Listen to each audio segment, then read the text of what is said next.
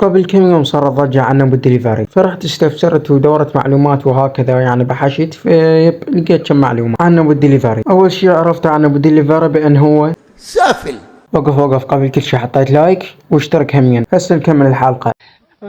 هذا ابو الدليفري يعني مهمته شنو؟ بين يوصل اكلات وطلبيات. عنده عداوه او هو عصابتي او ما ادري شنو من الاخير. رايح له شخص اسمه نور بي ام. انا ما قلت لكم نور بي ام هم خير. نور بي ام عباره عن شخص متحول. فهاي صوره اليه. يا اخوان ما عجب الوضع يعني يقول لك شنو هذا متحول وظل هنا يمنع في طبل ابو الدليفري ستريم سلايد وحط مسدس وسرقت له الطلقات. صراحة أنا لا ويا أبو الدليفري ولا ويا نور بي أم، بس يا أخي أبو الدليفري هم على كيفك ويا نور بي أم سرقت له الطلقات النية يا أخي على كيفك يا يعني. شوف هو ما يصير، ما له علاقة، وخصوصا بالعراق صارت عندنا حرية شخصية فما تقدر تحاسبه يعني. حتى أبوه ما يقدر يحاسبه من الأخير. بعد ما كتل نور بي أم وخلصت الطلابة وفضت وصارت يعني سوالف وهاي، رجع قال لي أوه، فقال شنو الهدف اللي وراه. هو عندنا لاند اللي ما يعرفه واحد متحول هم يعني بادي يتحول شعر شفته نافخه خلفيه نافخه. اي هاي سوالف الطيح هذا يا اخوان. فهو هذا شغله بالديليفري. بالديليفري ما يوصل طلبيات، لا يجلد ذول المتحولين. تدرون الرجول العدلاندي يعني ما قدر يتحمل هاي الموقف، لازم يرد على بالديليفري ويوقفه على حده. خلينا نسمع لاندي شي يقول له بالديليفري. بهدد باسمك يا اخي،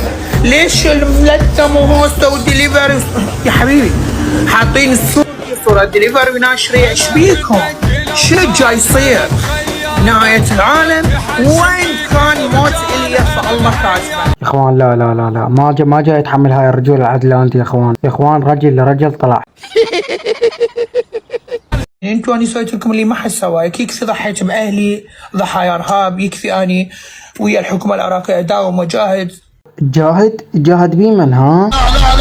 لا زين ضد داعش على موجكم وضد القاعده والكذا كله على موج هذا البلد، وهسه البلد يتمنى لي الموت. ليش؟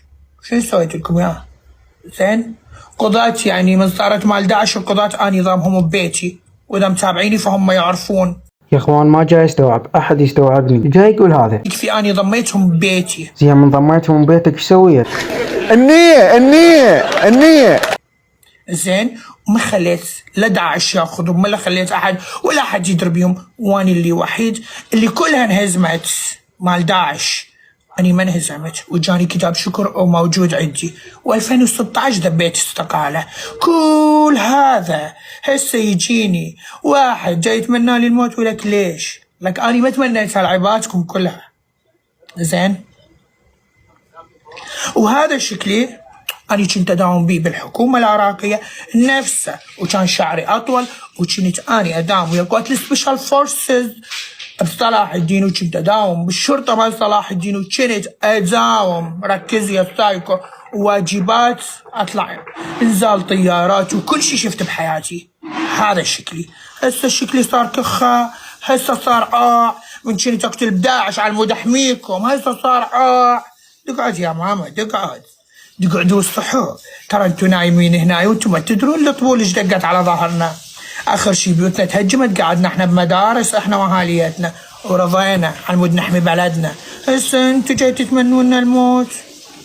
والله مخابيل انتوا حقيقه، حاملون دور الرجوله، لكن الرجوله افعال، جيب افعالك. انت سويت قاعد يمرتك وتخاف من داعش واحنا بنص داعش ونقاتل، ويكفي الدعاوي اللي عندي التهديدات كوما، واني عندي لجوء كندا 2018 في زمن ما انكتلت تارا الله يرحمها، وما طلعت على التهديدات اللي جتي من كنت اني اداوم ويا الشرطه، والتهديدات من داعش.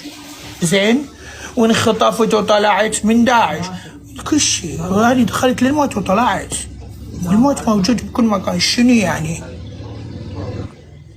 ولا يستوعب عقلكم اني سائل، واذا تريدون اعطيكم اسمي الحقيقي اللي كلكم تحلمون تسمعوه ما اقول، لان هذا السي في خاص بي. بعد ما سمعت هذا الخريطه يا عزيزي المشاهد، لا انا فهمت ولا انت فهمت شنو السالفه. يا اخوان شنو الجيش يعني؟ هذا معقول هذا وشه وهذا يعني تصرفاته وحكي كان بالجيش ويقاتل ويداعش وهاي سوالف كلها هاي البطولات سوالفها استوى؟ والله ما جاي استوعب يعني، ما صدق، مستحيل. اوكي هنا وصلنا نهايه المقطع.